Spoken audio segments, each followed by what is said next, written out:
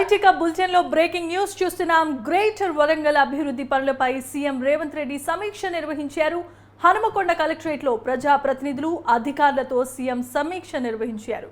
అభివృద్ధి కార్యక్రమాలపై అధికారులకు దిశానిర్దేశం చేసిన సీఎం రేవంత్ నగరంలో భూగర్భ డ్రైనేజీ, స్మార్ట్ సిటీ పథకంపై అధికారులకు పలు సూచనలు చేసినట్లుగా తెలుస్తోంది. సూపర్ స్పెషాలిటీ ఆసుపత్రి, కలోజీ కళాక్షేత్ర నిర్మాణంపై కూడా సూచనలు చేశారు సీఎం రేవంత్ రెడ్డి.